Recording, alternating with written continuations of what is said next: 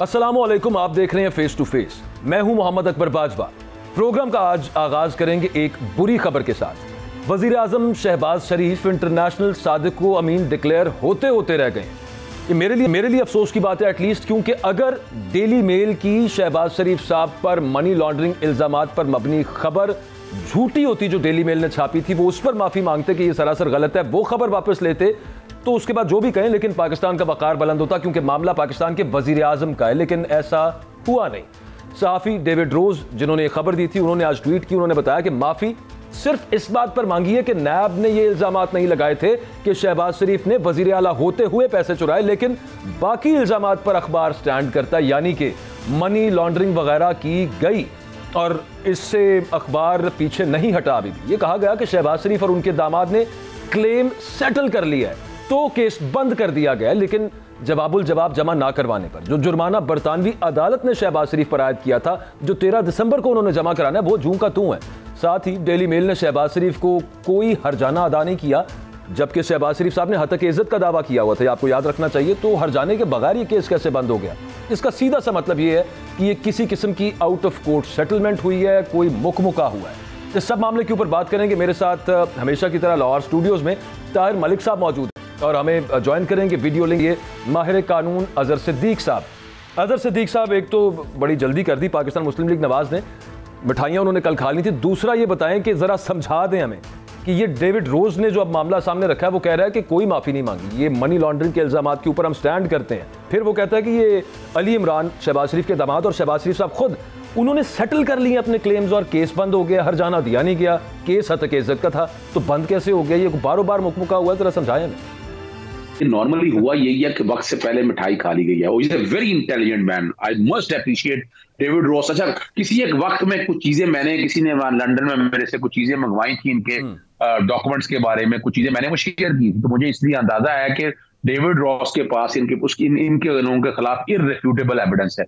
असल कहानी जरा मेरे से सुन लीजिएगा। असल कहानी जो मेरी इतला के मुताबिक ये है कि नैब के नए कानून के तहत उसमें सर्टेन अमेंडमेंट्स आई, तो बाकायदा ये खत लिखा गया, या वहां की इंग्लिश कोर्ट्स को लिखा गया, या दिल्ली को, और ये नैब ने मिली भगत से लिखा। मैं नैब को एक्यूज कर रहा हूं इस सारे मामले में। मेरी इतलात के मुताबिक वो बाकायदा लिखा गया और उन्हें बताया गया कि करप्शन के चार्जेस हमने विड्रॉ कर लिए, ये लिखा गया। अब जब ये लिख के डेविड रोज के पास ये मामला गया, तो वो तो सिर्फ उस हद तक गया है ना, सिर्फ उस हद तक गया है कि जनाब इस हद तक जो करप्शन के जो चार्जेस है मैं, लेकिन बाकी उसने मनी लॉन्ड्रिंग के चार्जेस से पीछे हट गया। ये सिर्फ शहबाज शरीफ का मामला नहीं है, इसमें अली इमरान है, इसमें राबिया इमरान के हवाले से बात है, नुसरत शहबाज के, सलमान शहबाज के। और याद रखिएगा, अगर ये वाकई केस कोई नहीं था, आज से 1 महीना पहले चले जाए, 15-20 दिन पहले चले जाए, इनके पास तो डिफेंस ही नहीं था। और डिफेंस फाइल ना करने की वजह सबसे भारी जो है ना, वहां की मशहूर जमाना लॉ फॉर्म, इन्होंने सबसे भारी भरकम फीस के साथ इन्होंने ली थी, तो डिफेंस फाइल कर देते। अगर वाकई इनका केस मजबूत था, डिफेंस इन्होंने फाइल नहीं किया। फिर हम इससे आगे चलते हैं, जो बड़ी मजेदार बात है, अप्रैल में 9 अप्रैल के बाद इनके पास हुकूमत आ गई थी, और आज हम दिसंबर में हैं, तो ये सारे बाहर क्या कर रहे हैं? अली इमरान बाहर क्या कर रहा है? सलमान शहबाज अब आ रहा है, और खासतौर पर राबिया इमरान या नुसरत शहबाज, ये सारे बाहर क्या कर रहे हैं? वो बड़ी मजेदार बात आपके सामने रख रहा हूं। अगर वाकई, और दूसरा जो है ना, एक बात याद रखिएगा, इनके अकाउंटों में अरबों रुपए की ट्रांजैक्शन है। एक आदमी की औकात ही नहीं है। अजहर सिद्दीक के पास अगर 1 करोड़ रुपया है बैंक में, अब डिक्लेयर किया हुआ इनकम टैक्स की रिटर्न या बैंक स्टेटमेंट के अंदर, और अरबों रुपए की ट्रांजैक्शन उसके बैंक अकाउंट के अंदर हो, और वो मनी लॉन्डर हो के पैसा बाहर जा रहा हो, इधर से टीटीएन लग के जा रहा है, उधर से पैसा वापिस आ रहा है, और वहां से पैसा, यानी देखे ना, ये फॉरेन एक्सचेंज रेगुलेशन एक्ट के जरिए इस मुल्क को आज अब सेटअप में जो हालात देख रहे हैं ना, तो ये बुनियादी वजह 3-4 है। या तो पता है, देखिए अपना ताहिर मलिक साहब के भी किसी दौर के अंदर ना वो इनामी बॉन्ड निकला करते थे। इनके ना इनामी बॉन्ड बताएंगे आपको कि किस किस तरह के इनके इनामी बॉन्ड निकला करते थे। कई दोस्त गिफ्ट दे दिया करते थे, जनाब ये गिफ्ट ले ले। मैं वही बता रहा हूँ ना। साद रफीक साहब, और साद रफीक के बड़े निकलते हैं, साद रफीक के बड़े निकलते हैं। मैं वही बता रहा हूँ ना कि वो देखे ना, वो मेरे और इनके तो निकलते नहीं थे। अब गरीब आदमियों ने अपने बकायदा बॉन्ड लेकर रखे होने, और बड़ी फिर हमें भी समझ आ गई। मैं ये कहूँ नहीं, मैं चूंकि वकील हूँ, मैंने कई बंदों के पैसे ऐसे वाइड किया है, यानी क्या किया, कुछ नहीं, सर्टेन परसेंटेज देते थे, बाहर से टीटी लगती थी, पैसा आता था और हम कहते थे ये पैसा वाइट है, और वजह क्या है, फॉरेन एक्सचेंज रेगुलेशन आप पूछ नहीं सकते थे। हालांकि पब्लिक ऑफिस होल्डर के हवाले से अगर आपने वहां से पैसा मंगवाया भी है ना, तब भी नहीं। तो यहाँ तो पीछे असूली तौर पर तो नैब पीछे हट गया ना, नैब पीछे ना हटा, नैब बताए ना कौन को कि क्या लिख के भेजा है वहां पर, वहां क्यों लिख के ऐसी चीजें भेजी हैं कि जिससे ये कहा जाए कि करप्शन ने, और ये भी नए आज नए कवानीन खत्म हो जाए। मैं एक बात कर रहा हूं, सुप्रीम कोर्ट के सामने मैटर पेंडिंग है, सुप्रीम कोर्ट ने लास्ट हियरिंग में मंगवा लिया है कि करप्शन के केसेस थे। थोड़ी सी क्लैरिटी चाहिए आपसे। नैब ने लिख के भेज दिया, नैब, वो शहजाद अकबर साहब ने भी कल कहा कि नैब ही जब लेट गया तो डेली मेल उस पर क्या करे, वो सारा मामला एक जगह पे हो गया। मुझे सिर्फ ये बताइए, हरजाने का केस था, शहबाज शरीफ साहब ने दायर किया हुआ था हतक इज्जत का केस, उन्होंने हरजाना कोई नहीं दिया। ये जो कह रहा है कि mister Sharif and mister Yusuf Ali Imran साहब जो हैं, इन्होंने they have settled there claims, the case is therefore over. ये कहां से ओवर हो गया, ये कौन से क्लेम सेटल हुए, इसका आम जबान में क्या मतलब होगा, नाजरीन के लिए बताइए। अच्छा, ये आपने सच पूछना है अकबर, और ये ताज मालिक साहब को तो अंदाजा है जब सेटलमेंट का मतलब क्या होता है, आउट ऑफ कोर्ट सेटलमेंट में तो पैसे वैसे, अभी उसने ये नहीं क्लियर किया, उसने ऐसी को बात की है या आउट ऑफ कोर्ट सेटलमेंट समझ आ रहा, आप बेहतर बता सकते हैं। अच्छा यही है फिर इसका मतलब। नहीं, मैं बात कहना चाह रहा हूँ, वो he is a very intelligent man. आप अंदाजा लगाइएगा, उसने कहा कि सिर्फ नैब की हद तक मैंने मामला वापस लिया है, मनी लॉन्ड्रिंग के उसके पास बहुत सबूत है, इररिफ्यूटेबल सबूत है, बैंक स्टेटमेंट मौजूद है, पैसा इनका आया, वो DFID के हवाले से, चले वो उनको मैं एक तरफ रखता हूं, लेकिन वो सारी चीजें, और आपको पता है कि जो डेफेमेशन पाकिस्तान में तो कानून जरा नरम है ना, वहां क्या है, वहां जो प्री स्टेज के ऊपर इतना खतरनाक कानून है, उसकी जो ग्रेविटी है इतनी देख के, और वहां क्या होता है अल्टीमेटली हम देख चुके हैं, ARY को देख चुके हैं, जियो को और रेहाम खान है, यानी बकायदा क्या है, जब आदमी वहां को गलत बयान करता है तो ना सिर्फ अखबारों में बल्कि मीडिया पे आकर बताता है, बार बार बयान चलते हैं। तो अगर ये कोई, अगर वाकई वो कसूरवार था तो उसे बयान चलाना चाहिए था ना, उसको माफी क्यों दे दी इन्होंने भाई, उसको माफी क्यों दे दी? अगर डेविड रॉस ने ये काम गलत किया था तो एक एक चीज यहाँ पर चलनी चाहिए थी, नहीं चलने का मकसद क्या है? ठीक बात है। इन्होंने मैं जरा वही, अच्छा एक मिनट सिर्फ, इरफान हाशमी साहब ने हमें लंदन से ज्वाइन किया है, अजहर साहब कता कलामी की माजरत, उनको भी शामिल गुफ्तगू कर लेते हैं। इरफान, आप रोज की बुनियाद के ऊपर, आप जितनी आपने डेली मेल के हवाले से, स्टोरी के हवाले से स्टोरीज की हैं, वो शायद ही किसी ने की हो, ये क्या मामला क्या हुआ है, हमें जरा समझा दीजिए। जो हमें समझ आ रही है वो ये है कि आउट ऑफ कोर्ट कोई सेटलमेंट हो गई है, खासतौर पे डेविड रोज की जो अब एक थ्रेड आई है ट्वीट्स की, उसके बाद ये क्या सूरत हाल है, जरा प्लीज एक्सप्लेन कीजिएगा। देखें, मैंने कल भी बड़ी तफसील के साथ इसमें ये बात रखी है कि एक बयानिया बनाया जा रहा है, और बयानिया ये बन रहा है कि शायद कोई फैसला इनके हक में आ गया और डेली मेल ने जो माफी मांग ली। आप तमाम दोस्त एक बात याद रखें कि जो अपॉलॉजी है, जो डेली मेल ने लिखा था कि नैब का एक केस जो है वो शायद नैब इन्वेस्टिगेशन कर रहा था डेफिड के मामले पर पाकिस्तान में, उससे वो पीछे हट गए हैं। उन्होंने उसकी करेक्शन कर ली, उसका ऐलान कर लिया, उसकी अपॉलॉजी कर ली। इस अपॉलॉजी के अंदर, इस करेक्शन नोट के अंदर कहीं पर ये नहीं लिखा हुआ कि जो अली इमरान के बारे में कहा गया था उस पर भी हम अपॉलोजाइज करते हैं, हमारी इंफॉर्मेशन गलत थी। इस नोट में कहीं ये नहीं लिखा हुआ कि नुसरत बेगम के अकाउंट में पैसे आए, उससे भी हम पीछे हटते हैं। इस पे कहीं नहीं लिखा हुआ कि राबिया इमरान में कहीं पर उनके अकाउंट में पैसे जो गलत आए, वो भी जो पैसे आए उससे भी हम पीछे हट रहे हैं। ये मामला है आउट ऑफ कोर्ट सेटलमेंट का, जिसे आसान जुबान में अगर हम कहें ना कि एक अदालत से बाहर मुकमुका हो गया है। दोनों पार्टीज बैठी और उन्होंने बैठकर ये फैसला कर लिया कि हम इस केस को आगे नहीं बढ़ाएंगे और इस केस को हम यहीं पे खत्म करते हैं। और सबसे जो इंटरेस्टिंग फैक्ट्स है, जो रिपोर्ट होने चाहिए, जो रिपोर्ट कोई भी नहीं कर रहा, शहबाज शरीफ साहब अगर विंडिकेट हुए ना जी, उनको क्लीन चिट मिली है, तो फिर तो बहुत मामला आसान था। वो अदालत का में जाकर इसको ट्रायल को पूरा करते और पूरा करके कहते कि देखे जी हमारे पास तो सबूत भी मौजूद है। इन्होंने 13 तारीख को रिप्लाई जमा करवाना था, नहीं करवा सके। डेली मेल के साथ मुकम्मका करके इस कहानी को हमेशा के लिए खत्म कर दिया गया। और फिर सबसे इंटरेस्टिंग फैक्ट ये है कि उस करेक्शन नोट के अंदर कहीं पर भी शहबाज शरीफ की फैमिली का नाम मौजूद नहीं है। तो हम तो जितने भी लोग हैं फिर ये मानने से मतलब मेरा ख्याल है कि हमें दूसरा एक सेकंड में नहीं लगाना चाहिए कि जनाब वो जो बातें डेली मेल में लिखी खान के बारे में वो तो बिल्कुल इरफान भाई कनेक्शन आपका लूज हो रहा है, sorry to interrupt, audio line पे ले लें प्रोड्यूसर साहब, उनको उतनी देर आप कुछ पूछना चाह रहे थे। मैं अगर इरफान आप सुन रहे हैं मुझे? अच्छा, मैं अजहर साहब से पूछ रहा। अजहर साहब, ये जो इरफान ने बड़ा अच्छा एक्सप्लेन किया, ये आउट ऑफ कोर्ट मुकमुका है, ये आउट ऑफ कोर्ट मुकमुका है। मेरा आपसे अब अजहर साहब मैं एक लीगल पॉइंट समझना चाह रहा हूँ, लीगली इज इट फिनिश? कानूनी तौर पे ये केस ख़त्म हो गया है? अब जो आप बात कर रहे हैं या मैं करूँगा वो इखलाकी होगी या सियासी पॉलिटिकल इंटरप्रिटेशन होगी? How right I am? देखिए, बुनियादी तौर पर तो चूंकि क्लेम था डेफमेशन के हवाले से शहबाज शरीफ ने था, इन्होंने अपना क्लेम वापस ले लिया है। इन्होंने अपना क्लेम वापस लिया तो इस हद तक तो ये पीछे हट गए ना। डेविड रॉस तो आज भी अपने ट्वीट के बाद खड़ा हो गया। यानी देखें, जहां तक वो करप्शन वाले मामले की हद तक बात थी, उससे इन्होंने अपना केस वापस ले लिया। इन्होंने तो अपना सारे का सारा केस उठा लिया ना। तो जब सारा केस उठा लिया, आउट ऑफ कोर्ट सेटलमेंट हो गई। डेविड रॉस ने साथ ही अभी 24 घंटे नहीं गुजरे थे और उन्होंने बता दिया कि नहीं भाई, करप्शन की हद तक जो नैब का मामला, वो मैंने पीछे बिहाइंड द पिक्चर आपको स्टोरी बता दी है, लेकिन बाकी जो मनी लॉन्ड्रिंग या बाकी लोगों के, अली इमरान, बाकी लोगों के खिलाफ वो आज भी है, जाए जाकर नया दावा चाहे फाइल करे, वो तो स्टैंड कर दिया उसने अपने, और अपने डेविड रॉस अपनी उस बात के ऊपर खड़ा है। और वो खड़ा इसलिए है कि वो इररिफ्यूटेबल एविडेंस है, वो इतना सबूत मौजूद है।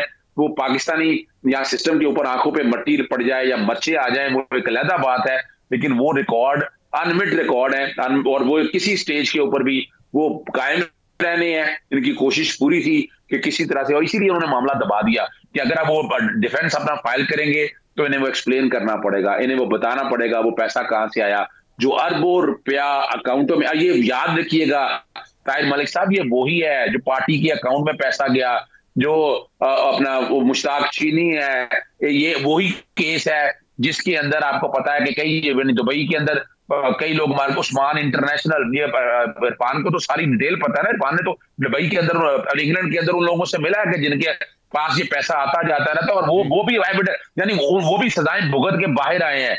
यानी ये इतना आसान काम नहीं है। और अल्टीमेटली जो है, जब हम देखते हैं पाकिस्तान के अंदर, तो वहां उसको एक्सप्लेन नहीं कर पाएंगे। और ये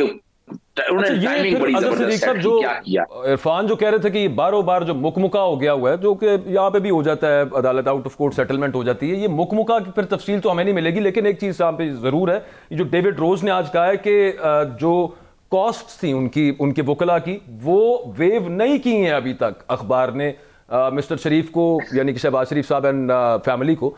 वो 13 तारीख तक कोर्ट ने वक्त दिया था। तो इस पे कानून क्या कहता है कि 13 तारीख के बाद भी उनको वो पे करना पड़ेंगी, या फिर अब डेली मेल हम ये समझ जाएं कि ये एक मुकमुका हो गया जब डेली मेल 13 दिसंबर को कोर्ट में ऐसे को डॉक्यूमेंट जमा करा दे कि जनाब हम अब वी नो लॉन्गर डिमांड कि हमारी जो लीगल कॉस्ट है वो मीट की जाए।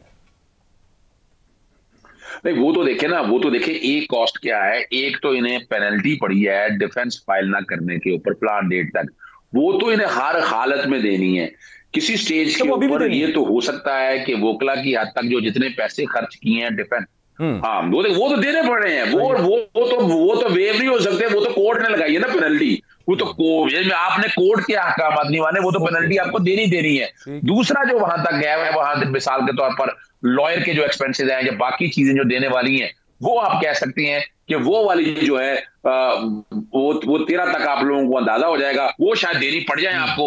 या वो हो सकता है वो किसी स्टेज के ऊपर कह दें कि जनाब वो कॉस्ट की हद तक मैं लेने के लिए तैयार, लेकिन उनका हक जो है ना, वो हक उनके पास राइट रहेगा। वो पैसे इरफान साहब आप सुन सकते हैं मुझे?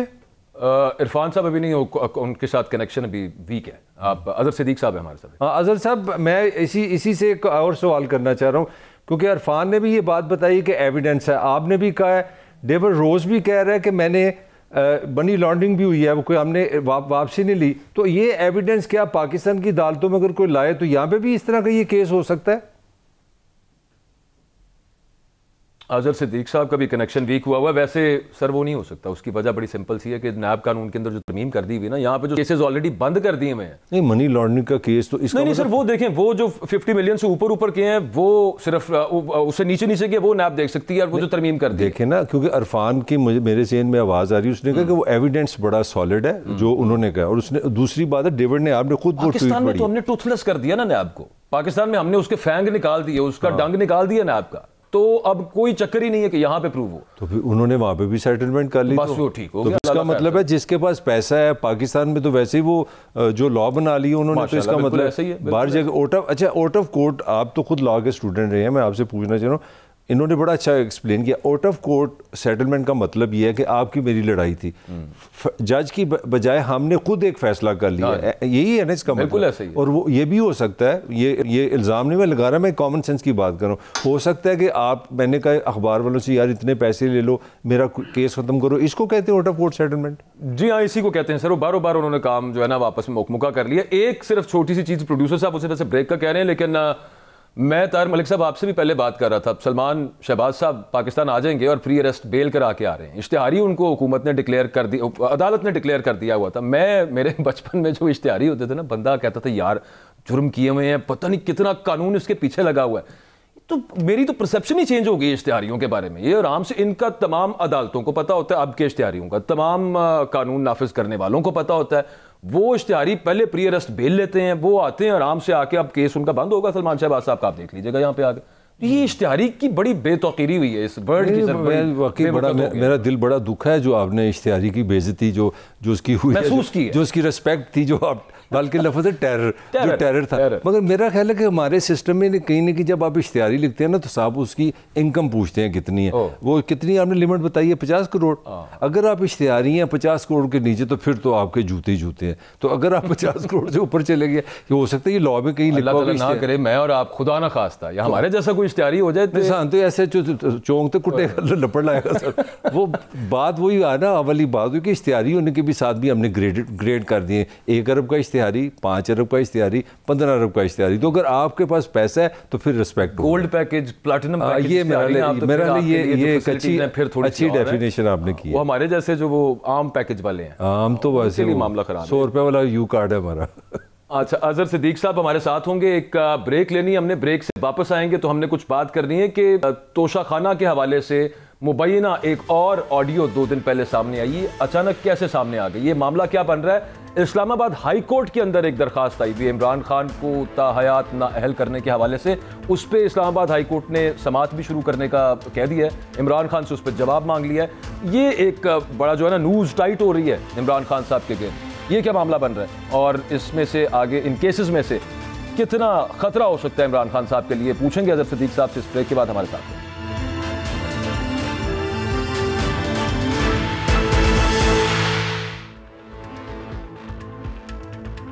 Welcome back.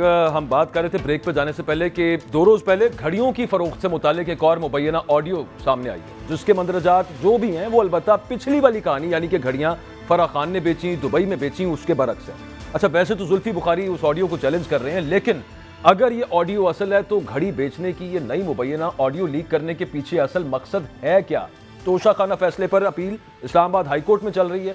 सेशन कोर्ट उससे पहले ही इमरान खान के खिलाफ फौजदारी केस का ट्रायल तकरीबन शुरू किया चाहता है और साथ ही साथ इमरान खान ने अपनी मुबैना बेटी गोशवारों में जाहिर नहीं की। ये एक दरखास्त आई, इलेक्शन कमीशन ने फौजदारी कार्रवाई की कंप्लेंट ये वाली समाअत के लिए मुकर्रर की है। और इसके अलावा इस्लामाबाद हाई कोर्ट ने भी साजिद नामी कोई शहरी आए, उन्होंने भी इसी मुबैना बेटी वाली दरखास्त की और उस पर इस्लामाबाद हाई कोर्ट ने इमरान खान से जवाब मांग लिया। अहम तरीन सवाल ये है कि क्या इमरान खान को नाअहल करने की तैयारी है। सारा सिस्टम इमरान खान के खिलाफ एक दफा फिर तेज हो रहा है। ये प्लान पूरा किया जाएगा क्या हर कीमत पर, ये किसकी ख्वाहिश है जो पूरी की जा रही है, इस पर हम बारहा बात कर चुके हैं, आज भी इस पर बात करेंगे। अजहर सिद्दीक साहब ये फरमाइएगा कि अभी प्रोग्राम से पहले हम राना सनाउल्लाह साहब का वो चला रहे थे कि भाई हमें बताएं ना क्या करना है, असम्बलियां डिसॉल्व करें, जब करनी है हम इलेक्शन करवा देंगे पंजाब और केपी के अंदर 90 रोज के अंदर अंदर। लेकिन साथ ही साथ ये प्लान एक चल रहा है और इस खदशे का इजहार पाकिस्तान तहरीक इंसाफ और इमरान खान साहब खुद बारहा कर चुके हैं, रिसेंटली भी कर रहे हैं कि मुझे टेक्निकल नॉकआउट करने की तैयारी है।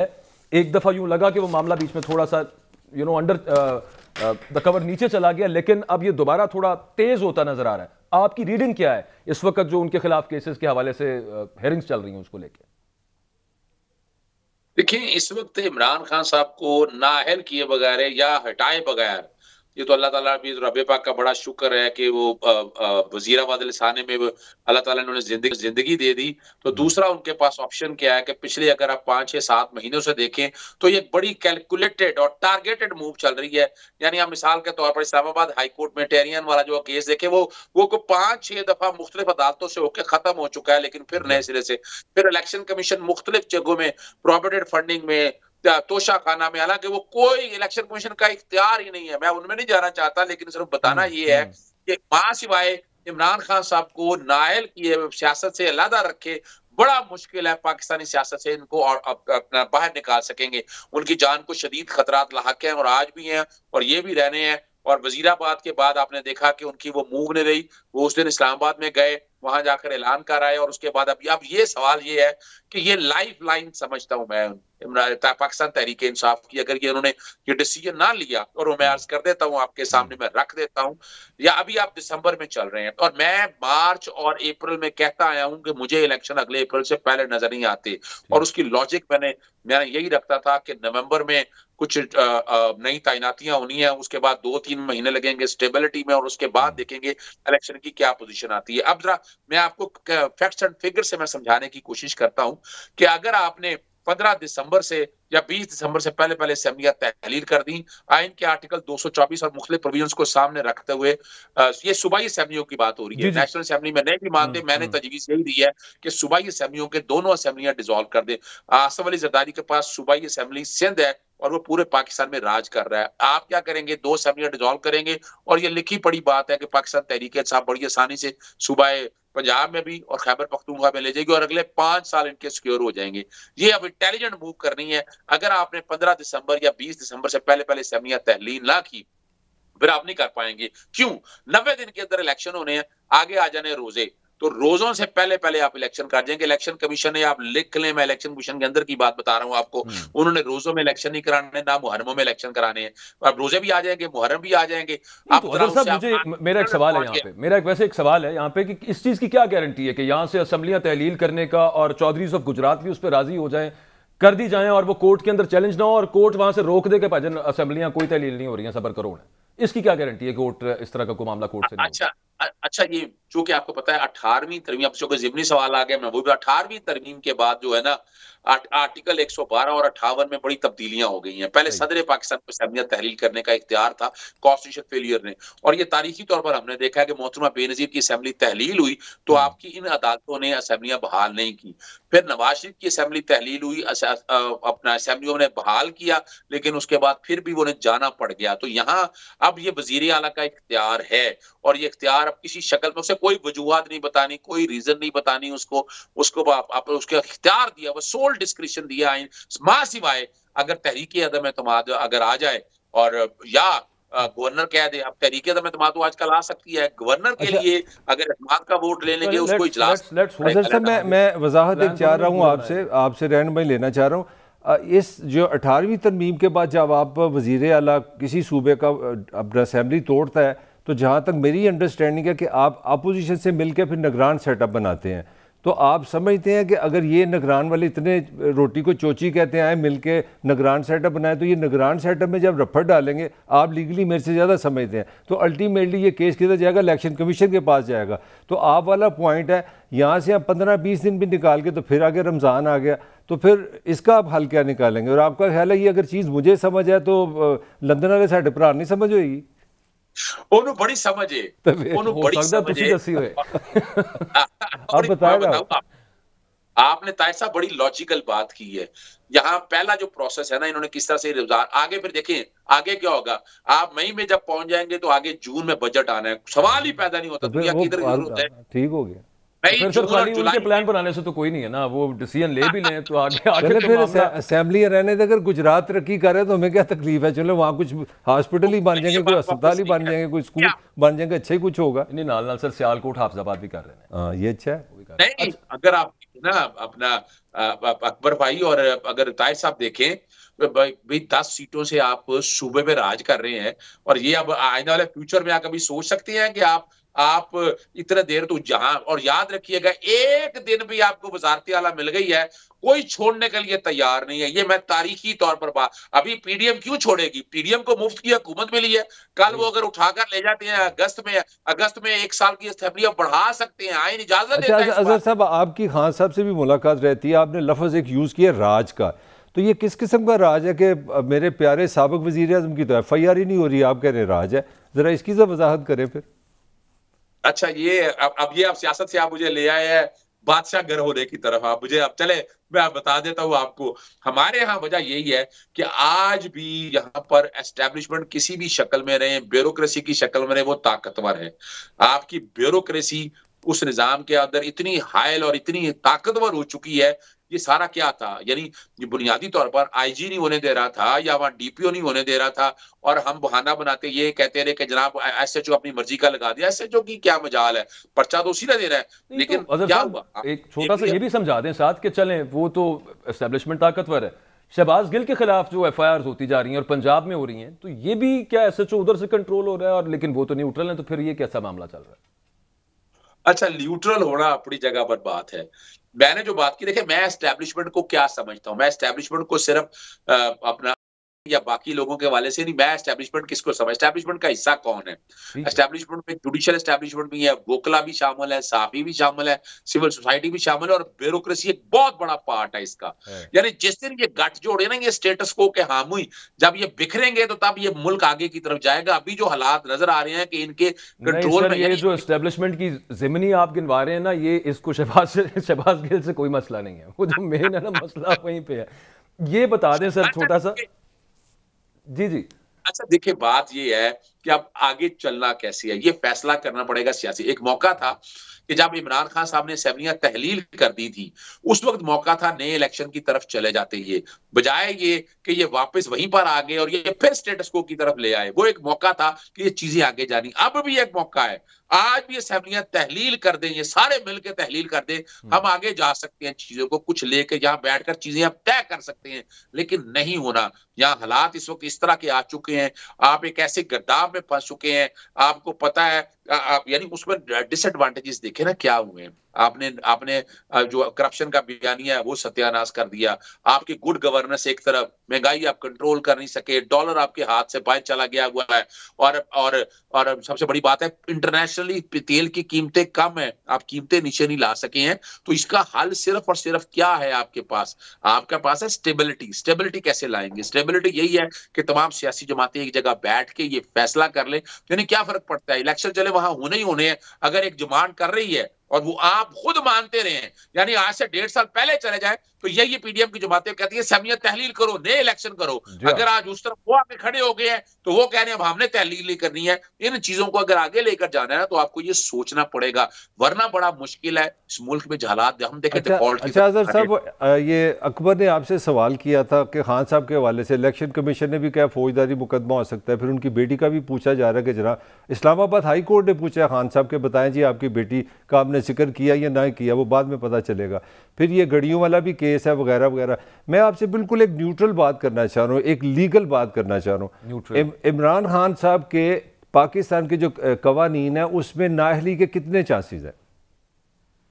अच्छा देखिए, मैं एक बात बता दूं आपको, अगर तो इनके कागजात नामजदगी के अंदर कोई ऐसी बात होती 62(1)(f) के हवाले से, अब तो फैसल वाडा के केस में सुप्रीम कोर्ट ने क्लियर कर दिया कि एक बंदा आके कह दे कि मेरे से गलती हुई है, तो वो नाअहली जो है वो ताहियात नहीं है। ये फैसल वाडा में ये प्रिंसिपल तय हो गया है, और इसके लिए रास्ता खुल जाएगा नवाज शरीफ के लिए भी। नवाज शरीफ भी आके अपनी पहले गलती मानेगा, वो कहेगा कि मेरे से गलती हुई है, मेरे दानिस्ता नहीं हुई, गैर दानिस्ता हुई है, वो तो अड़े रहे ना इस बात के ऊपर। तो यहाँ 62(1)(f) के हवाले से सिर्फ मुझे एक चांस नजर आता है, या मिसाल के तौर पर तौहीन अदालत में कुछ सजा हो जाए। अब तौहीन इलेक्शन कमीशन वो भी आला अदालतों में चैलेंज है, उसकी इंटरप्रिटेशन होनी है। जहां तक तोशाखाना में 137 में कहा इलेक्शन कमीशन को इख्तियार मौजूद नहीं है, ज्यादा से ज्यादा हो सकता है कि वो अपना आप उसे करप्ट प्रैक्टिस कहेंगे। इलेक्शन कमीशन को इख्तियार नहीं है कि वो फौजदारी केस चलाए, ये कह रहे हैं आप? अब फौजदारी में बता रहा हूँ, फौजदारी में सजा उन्होंने कर लिया, उन्होंने चलाने का फैसला कर लिया। नहीं, जब वो सजा होगी ना फौजदारी के अंदर, उस इस्तगासे में मैंने आज तक कई इस्तगासे में भुगत रहा हूं, मैंने चलने ही नहीं दिए वो इस्तगासे में जब सजा होगी तो सेक्शन 232 इलेक्शन एक्ट का फिर आप नाअहल हो जाएंगे 5 साल के लिए। लेकिन जब वो सजा होगी तो अभी करीब तरीन तो मैं सजा कोई देख नहीं रहा। वो यहाँ यानी वो प्रेशर जरूर रहेगा इमरान खान के ऊपर, लेकिन मुझे कानूनी तौर पर जो है, मैं जो कि लार्जर बेंच तोशाखाना में भी बना लिया हुआ है, इलेक्शन एक्ट के तहत जो सेक्शन 10 के तहत कह रहे हैं कि इलेक्शन कमीशन को इख्तियार मौजूद है। हाँ, अगर तौहीन अदालत में सजा अगर हो जाए तो तब भी आपके पास ये इख्तियार है कि आप इलेक्शन नहीं लड़ सकते हैं। वो भी इसमें ये भी जरा वजाहत दे दीजिएगा कि जो इलेक्शन कमीशन है सुना, उसके पास भी एक जज के इख्तियार है, वो भी एक अदालत है। तो खान साहब ने तो काफी दफा ऐसा नहीं है ताहिर मलिक साहब, ये सेटल्ड बात आ गई है, सुप्रीम कोर्ट की 3 जजमेंटें मौजूद हैं कि इलेक्शन कमीशन जो है वो एक ना अदालत है ना ट्राइब्यूनल है। आप सेक्शन 139 के आगे चले जाएं, वहां ट्राइब्यूनल मौजूद है। यही काम जो तोशा खाने वाला अगर ट्राइब्यूनल करता ना, अगर ट्राइब्यूनल करता तो ट्राइब्यूनल को इख्तियार है सेक्शन 232 के तहत नाहल करने का, इलेक्शन कमीशन को इख्तियार नहीं है। और वहां पे मैं बड़ी मजेदार बात बताऊंगा आपको कि यहाँ ये भी याद रखना है कि ये आर्टिकल 63 के तहत इमरान खान साहब की नाहली नहीं हुई है। वो जबरदस्ती हम आर्टिकल 63 1P में ले गए हैं उसको। उनकी नाहली उन्होंने की है 137 के तहत कि आपने जो है ना वो मिस डिक्लेरेशन इस कॉन्टेक्स्ट में की है कि, और वो भी बड़ी मजेदार बात है कि मिसाल के तौर पर आपने सालाना गोशवारों में कुछ चीजें डिक्लेयर की, वो 120 दिन के अंदर अंदर करना है। यहाँ 120 दिन के बाद किया, 3 सालों का, वहां एक प्रॉब्लम आ गई है। फिर दूसरा, इलेक्शन कमीशन के अपना जो आपने सवाल उठाया है कि वो अदालत है, ये भी एक लार्जर बेंच बन चुका हुआ है। लाहौर हाई कोर्ट के 3 मेंबर बेंच नहीं, वो मैंने ही वोटर मेंबर की तरफ से चैलेंज किया था। एक छोटी सी बात, मैं एक स्टोरी है वो बीच में शामिल, आपने सुनी होगी, देखने वालों को भी जरा आजम सवाती साहब का थोड़ा सा जिक्र कर लें।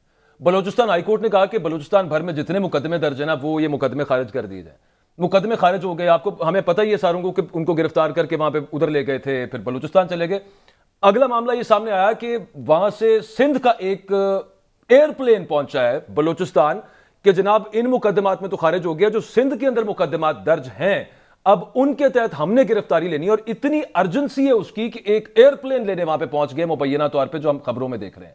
तो अब अगर इस खबर को रखें हम दूसरी कानूनी मुंह शगाफियों के साथ, तो मेरा ख्याल है कि निटिग्रिटीज क्या है लॉ की, वो इतनी पर सर मैटर नहीं करती। अगर मामला ये बन रहा है कि एक जगह से कोर्ट अगर छोड़ भी दे तो दूसरे सूबे का प्लेन पहुंच जाए वहां पे लेने के लिए एक बंदे को, सिंबॉलिक की बात कर रहा हूं। देखिए, यहाँ इमरान रियाज के केस में आपको पता है, मैं खुद चुके वहां पेश हुआ हूं और मैंने लाहौर से बाकायदा उन्हें डिस्चार्ज कराया था कि एक ही नौयत के ऊपर मुकदमा एक हो सकता है। सुगरा बीबी का केस बड़ा वजाहत के साथ मौजूद है, आप एक से जायद कर नहीं सकते। और चूंकि ये इलेक्ट्रॉन यानी मिसाल के तौर पर अगर देखा जाए, दायरा इख्तियार के हवाले से देखा जाए, वो तो उन्होंने बात की है इस्लामाबाद में। अब इस्लामाबाद की पुलिस तो कर सकती है मुकदमा, और ये जो कि इलेक्ट्रॉनिकली बाहर गया है वहां एफआईए का इख्तियार है। और इसी वजह से एफआईए के इख्तियार को सामने रखते हुए बलूचिस्तान हाई कोर्ट ने वो सारी की सारी एफआईआर खारिज कर दी कि ये लोकल पुलिस का इख्तियार नहीं है। अब सिंध पुलिस ले गई है, सिंध पुलिस में ऑलरेडी 6 एफआईआर उन्होंने चैलेंज की, वो 22 दिसंबर के लिए रखी है। अब यानी या तो कोई नई चीज लेकर सिंध वाले छोड़ेंगे, सिंध से कोई रिलीफ मिलेगा तो पंजाब वाले ले आएंगे, क्योंकि हमें पता है कि पंजाब की पुलिस भी चौधरियों के अंडर तो नहीं है, वो कहीं और से चल रही होगी, पंजाब वाले ले आएंगे। ये छोड़ेंगे तो हो सकता है केपी वाले ले जाएं, वो वहां से कुछ होगा तो ये मामला चलता रहेगा। मैं सिर्फ ये बात कर रहा हूं कि जो मसला है आजम सवाती साहब के साथ, वो परसिस्ट कर रहा है। एक बंदा है और फिर उसके ऊपर बड़ी पार्टी पे आ जाए, पीटीआई के ऊपर, पीटीआई के साथ मसला परसिस्ट कर रहा है कि नहीं कर रहा, जहां से मसला होना है, इस पर कॉमेंट कीजिएगा जरा। अकबर साहब, यहाँ सबसे आसान हाल यहाँ ये था कि ये इस्लामाबाद सुप्रीम कोर्ट में सारी की सारी एफआईआर कंसोलिडेट करके ये मामला ले जाते। जब तक तो चीफ जस्टिस मिनल्ला साहब थे ना वहाँ इस्लामाबाद हाई कोर्ट में, उन्होंने अरशद शरीफ या बाकी केसों के अंदर बाकी जगहों पे केसेस नहीं चलने दिए, और वो राइट ने कहा कि यहाँ पर्चे हो गए यहीं चलेंगे। और बाकी जगहों में आपने देखा कि अपना समी इब्राहिम के ऊपर हमने जमील फारूकी वाले में चले, वहां से पकड़ा, वहां लेकर आई, वो सारा कुछ सामने आ गया। मोहित पीरजादा, बहुत से हमने साफियों के ऊपर हमने ये सारे मामला देखे। लेकिन इस वक्त जो है ना, इस वक्त सुप्रीम कोर्ट के ऊपर लोगों की नजरें हैं कि सुप्रीम कोर्ट इस वाले मैं शायद समझा नहीं पा रहा, मैं लीगल एस्पेक्ट से अजहर सिद्दीक साहब से पूछ नहीं रहा, मैं तो क्वेश्चन ये कर रहा था कि जो बिगर गेम चल रही होती है उसके विजा वी दैट बिगर गेम, वो जो एक बड़ी ग्रेट गेम चल रही है, उसके तनाजुर के अंदर मामला आगे क्या। अजहर साहब, एक और भी क्वेश्चन मेरे ज़हन में आ रहा है, जो पाकिस्तान की, जो मैं कोई आईटी का एक्सपर्ट नहीं हूँ, मगर मुझे पता है कि हम जैसा बंदा जहाँ से ट्वीट करे या कोई चीज़ लिखे, कोई मुझे टेक्निकली नहीं समझ, आप पता कर सकते हैं कि आपका मोबाइल से कहाँ पे क्या कुछ हो रहा है। इस मुल्क में मेरा हाले कोई 2-3 हज़ार वीडियो लीक्स हो गई हैं। FIA का एक एक्ट है इसके बारे में, आपके पास PTA, आपका एक पूरा महकमा है जिसके पास ये सारी टेक्नोलॉजी है। ये क्या शेम है कि हम दुनिया की 5वीं बड़ी पॉपुलेशन है, हम एक भी नहीं वीडियो बता सके कहाँ से लीक होती है, कौन करता है और इसकी टाइमिंग कैसे होती है कि एकदम अब खान साहब की ज़रूरत पड़ी है घड़ियों की तो घड़ियों की लीक हो गई है। ये मतलब ये लॉ की मौकरी नहीं है ये सरेआम, ये क्या, व्हाट इज दिस? कमीशन भी बना ना इसके ऊपर। हाँ, कमीशन भी बना हुआ है। एक नहीं आज तक लीक पकड़ी गई कि ये मिस्टर फला ने या फला बंदे ने लीक की है। It is basically a mockery of justice. और हमारे पास कोई फोरेंसिक करके कोई मुश्किल काम नहीं है, IP एड्रेस बड़े आराम से ट्रेस हो जाता है। और यहाँ देखें, जहां अगर हम आजम सवाती वाला मामला लें, आजम सवाती ने ये बातें इस्लामाबाद में की हैं, इस्लामाबाद में मीडिया पे की है, मीडिया से डिसेमिनेट हुई है, तो prevention of electronic crime act लगेगा, सेक्शन 20 आना है। अब सेक्शन 20 जो कि इसलिए और FIA इसलिए लगना है कि FIA पूरे पाकिस्तान के अंदर है, वहां हर कोई पुलिस नहीं इंटरफियर कर सकता। और FIA जब पर्चा करेगा एक ही करेगा, FIA यानी नहीं सेंट्रलाइज जो होता है, तो उसूली तौर पर तो एक ही पर्चा होना था और उसी में चीजें आगे सामने आनी थी। और उसमें आपको याद है कि और देखें, कमाल की बात यह है कि इमरान खान साहब के दौर में सेक्शन 20 में बाकायदा नेचुरल पर्सन को हटाकर आगे इसको ठीक किया गया और सजा भी 5 साल कर दी गई। और जस्टिस अतर मिल्लर साहब ने कहा कि डेफेमेशन जो है वो क्रिमिनलिटी का एलिमेंट नहीं होना चाहिए उसमें। हाँ। और उन्होंने बाकायदा जो है वो सेक्शन अपना सेक्शन जो है ना ऑर्डिनेंस का, वो अल्ट्रा वायरी डिक्लेयर कर दिया। FIA ने अपील फाइल की, मौजूदा हुकूमत ने वो अपील वापस ले ली। यानी उस कानून के अंदर भी इतनी गुंजाइश मौजूद नहीं है यहाँ। इसलिए मैंने कहा कि ये सारा मामला जो अल्टीमेटली मॉरलिटी को अगर मॉरली भी सामने रखें, अगर कानूनी तौर पर भी सामने रखें, ये किसी जगह सेटल होना है। और वो सेटल इसको सामना बेहतर कौन कर सकती है, वरना तो आप कोर्टों में फिरते रहेंगे। आप बड़ी जबरदस्त अकबर ने बात की है, बलोचिस्तान से शुरू हुआ, यानी इस्लामाबाद से शुरू हुआ, आप बलोचिस्तान गए, बलोचिस्तान से आप सिंध चले गए, सिंध के बाद आप पंजाब में आ जाएंगे, पंजाब के बाद आप KBK में चले जाएंगे, फिर आप फाटा में चले जाएंगे। तो ये तो ना रुकने वाला, थमने वाला। अच्छा, मैंने ब्रेक लेनी है अजहर सिद्दीक साहब, बस आखिरी कमेंट ये कर दें कि ये ना थमने वाला जो सिलसिला है जो अभी तक हमें लग रहा है, ये आपको मुस्तकबिल करीब में कहीं थमता नजर आ रहा है? ब्रीफली सिर्फ ये बता दीजिएगा।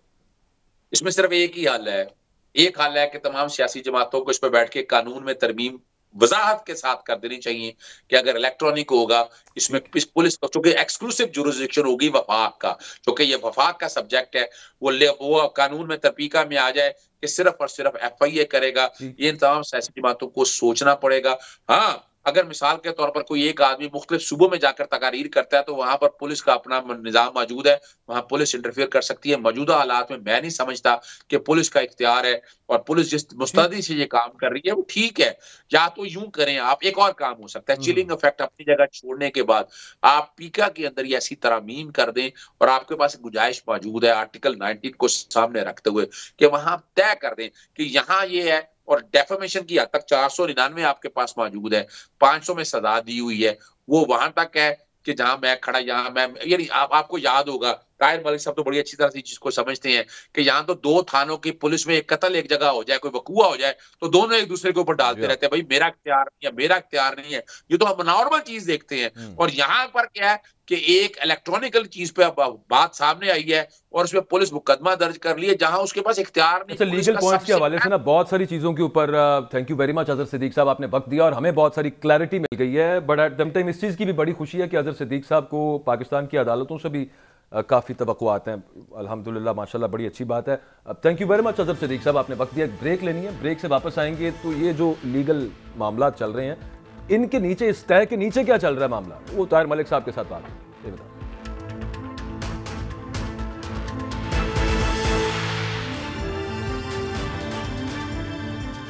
Welcome back. आप प्रोग्राम देख रहे थे, हम बात कर रहे थे कि इमरान खान को नाअहल करने का जो प्लान है उसके हवाले से इस वक्त जो लीगल मशीनरी जो मोशन में आई हुई है उससे क्या उसके आउटकम्स हो सकते हैं सियासी तौर के ऊपर। ये जो तोशाखाना की भी हमने पहले बात की, मलिक साहब एक छोटी सी आपके साथ इन्फॉर्मेशन शेयर करूँ, इस पर कमीशन बना था ऑडियो लीक्स के ऊपर कि वजीर आजम हाउस की ऑडियोज कैसे लीक हो गई, सिक्योर लाइन कैसे हो गया, उसने तो कुछ नहीं किया अभी तक। लेकिन इससे पहले एक थोड़ा सा भरम रखा जाता था कि एक हैकर का अकाउंट बनाया हुआ था, वो हैकर अपलोड कर देता था, वहां से निकल आता था। मैं वसूख के साथ, जिम्मेदारी के साथ आपको बता रहा हूं, और आपके भी दोस्त हैं, आप कंफर्म कीजिएगा, नून लीग के बीट रिपोर्टर्स को नून लीग ने ये ऑडियो दी है इस दफा। ये हैकर नून लीग ही थी या ये नून लीग हैकर के साथ मिली हुई है?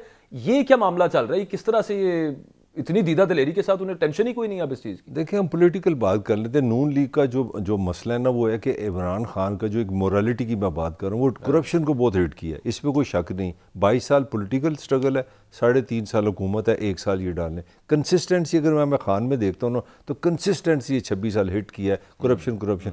अब वो ये नहीं बात करना चाह रहे कि हम ईमानदार हैं, हम अच्छे हैं, हम करप्शन नहीं कर रहे। वो कहते नहीं भाई, असी भी पैड़ थे, अभी पैड़ा, और शुक्र किया और उनके हाथ में घड़ी आ गई। देखिए, हम टाइमिंग देखें, टाइमिंग ये है कि जो सिचुएशन पिछले साल पहले हम इसी टेबल पे बैठ के जितने भी हमने लोगों ने डिस्कशन किया, आप सारे पासन के जर्नलिस्टों को ले लें, आपको याद है खबर चली थी कि जी वो ऐसा होगा कि मैच बराबर करना है हमने। वो जो इंग्लैंड से हम पहला मैच हरे ना, अब हमने दूसरा बराबर करना है। मैच ये था कि नवाज शरीफ नाहल है, तो वाडा की तो बिस्मिल्लाह हो गई। प्रेस कॉन्फ्रेंस यहाँ पे लाहौर के अंदर मरियम नवाज साहिबा ने लंदन जाने से पहले जो प्रेस कॉन्फ्रेंस की, उसके अंदर उनसे सवाल हुआ कि आपके ख्याल में अब लेवल प्लेइंग फील्ड हो गई है?